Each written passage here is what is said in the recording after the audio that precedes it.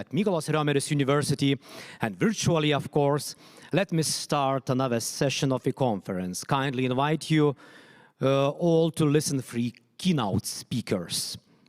My pleasure, first of all, to introduce the first keynote speaker, Ahmet Kuru.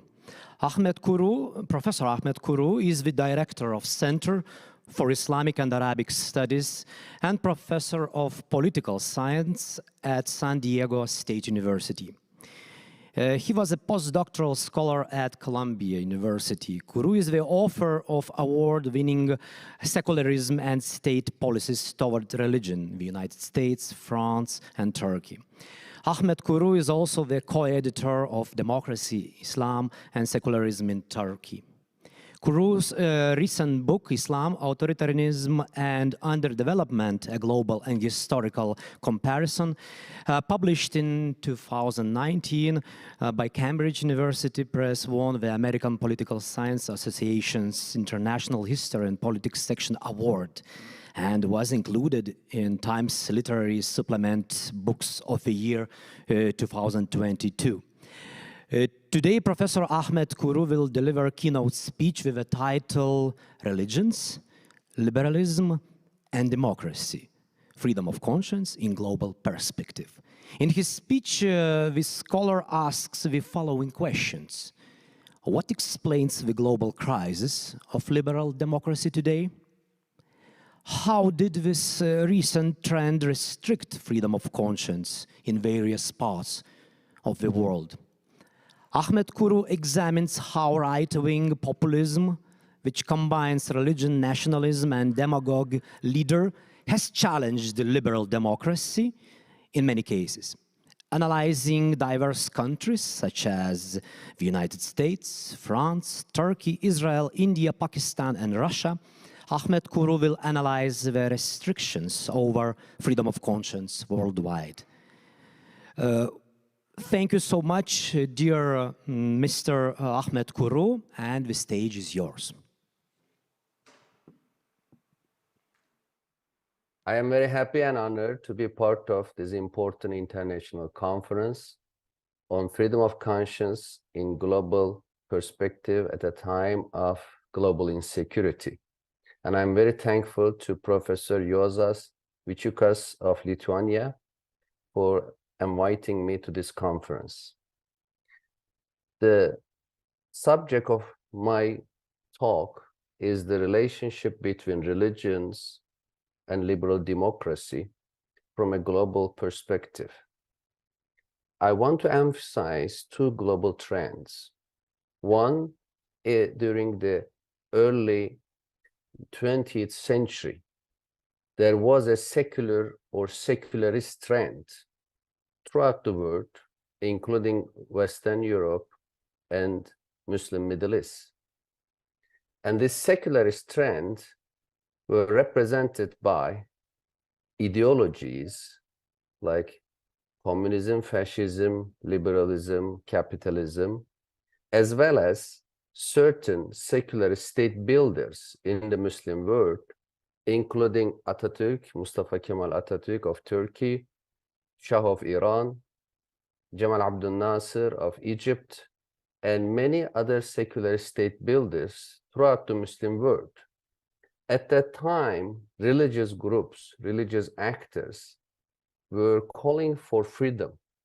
They were saying that their freedom of religion was attacked by assertive secularist leaders, parties, dictators.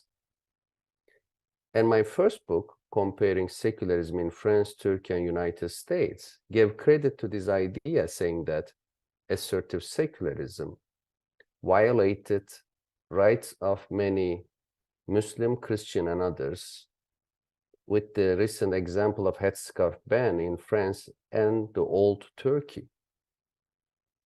But then things change with the collapse of the Soviet Union, with the Iranian Revolution, with the rise of evangelicals in the US, with the rise of Hindu nationalists in India, the rise of right-wing parties in Israel, the secularist trend was diminished from 1970s to the present.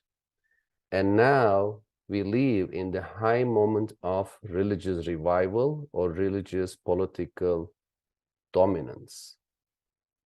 And does that protect religious freedoms and liberties? My answer is no. Because wherever religious groups came to power, unfortunately, they became part of what I call and many calls right-wing populism, which brings together religion, nationalism, and a demagogue leader.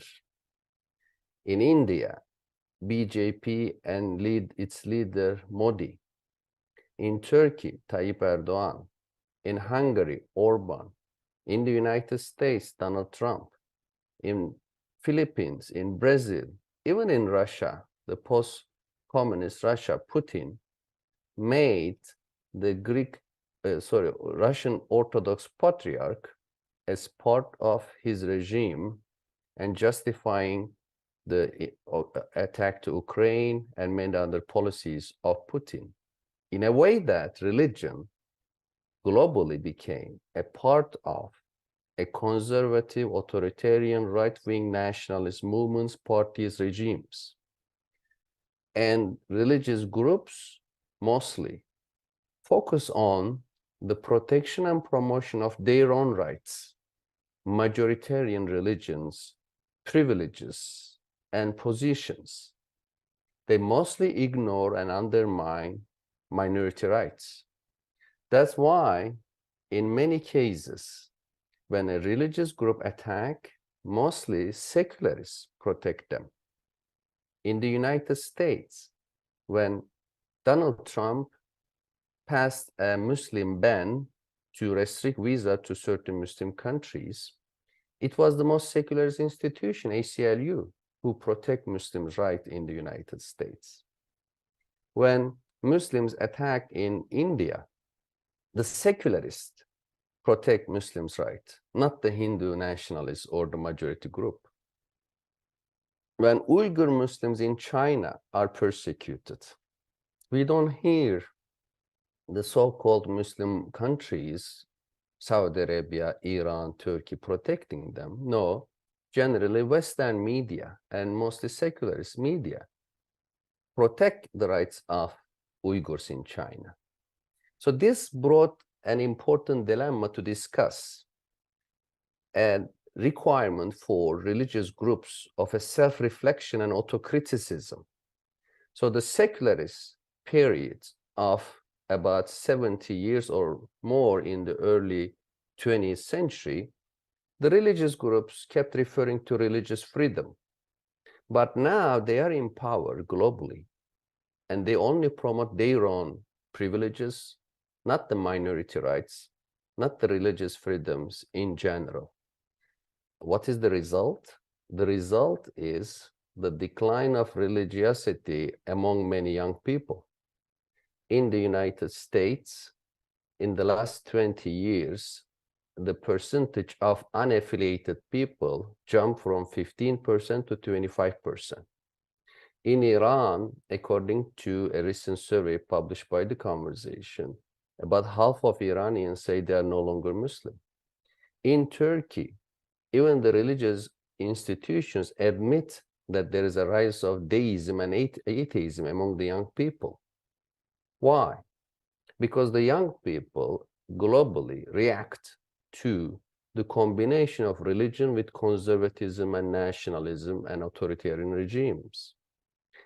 And religions, therefore, should address this issue, asking the question, why are we so politicized, and politicized in a way of promoting authoritarianism and restricting religious freedom of speech, freedom of assembly?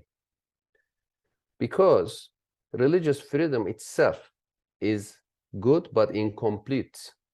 That's why we expand the term as freedom of conscience, because people should be free to believe or not believe, and that's the right choice of this conference, as emphasizing freedom of conscience. But freedom of conscience itself is not enough.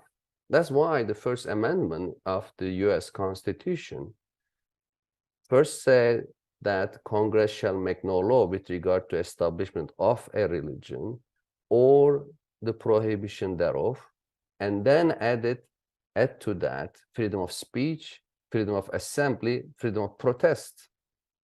These are all necessary for a liberal democracy. And if religious groups are sincere about being Democrat, it's not enough to have a leader, generally a man, elected by a majority. It's not a democracy unless we protect freedom of speech, freedom of assembly, freedom of press. And these are necessary for both religious and non-religious people to coexist in a liberal democracy. So how can we do that? A major problem today is right-wing populism. As I emphasize, in Israel, in Turkey, in India, in Russia, in the United States, right-wing populism attack liberal democracy, and many religious people support that, despite the fact that the diminishing of liberal democracy will eventually meant a risk to their freedom of conscience. In order to protect my freedom of conscience, I need to protect others' freedom of conscience and their freedom of speech. So what are my practical solutions? Let me conclude by that. First of all religious groups should avoid extreme politicization and being part of right-wing populism. In the Muslim world, the idea of clergy-state alliance, or what I call in my recent book, ulama-state alliance, has a deep historical roots. From the 7th to 11th centuries, Muslims had a golden age of science and economy. They produced cutting-edge philosophers. But after the 11th century, when eminent scholars call philosophers apostates and philosophy punishable by that, these really marginalized intellectuals, and this prevented innovation, creativity. That's why we have a scientific stagnation in the Muslim world today. The limitation of freedom of speech, the limitation of them by blasphemy laws and apostasy laws. The same problem exists in Europe for centuries. But finally, Europeans established democracies and liberal values, and they either removed blasphemy laws or kept them in law books as dead letters with no practical impact. Today in the Muslim world, unfortunately, there's a very risky and problematic trend. On behalf of protecting religion, they are passing blasphemy laws. Even in Indonesia, a Muslim majority democracy, we see this debate going on. This is a wrong way. Freedom of speech guarantee freedom of expressions and practice for Muslim, Christian, and all religions, as well as non-religious people. Blasphemy laws are tools for authoritarian regimes to punish those who are dissenting of the hegemony of the ulama and the state in the Muslim world. And beyond the Muslim world, everywhere in the US, in Israel, and other cases, we have to focus on liberal democracy, promoting the idea of equal citizenship. Arab and Israeli Jew should enjoy the equal citizenship in order Israel to be a democracy. Every race and ethnic group should enjoy freedom of speech and citizenship in order US to remain as a liberal democracy. And in the Muslim world, the Sunni Shia sectarianism should be avoided to establish equal citizenship and a liberal democracy. And globally, we need to promote protection of property rights for economic freedoms and freedom of conscience, freedom of speech, freedom of press, in order to promote democracy and liberal values. As an individual, I need freedom of conscience for myself, but I need to address and respect others' right to do so. I hope this religious trend we are experiencing today will no longer be part of right-wing populism. I hope many religious groups have a self-reflection of this problem. And I hope the trend of promoting blasphemy laws in the Muslim world will end. There will be a global promotion of freedom of conscience to make liberal democracy work. Thanks for listening.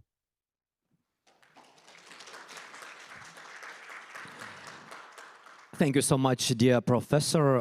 What made me even more interesting to listen to this speech, dear audience, is that the presentation is based on the speaker's new book project on religion, liberal democracy, and right-wing populism. Again, thank you so much, dear Mr. Ahmet Kuru, for joining the conference and sharing the newest ideas from your research. I'm sure the upcoming book will reach the audience across the globe.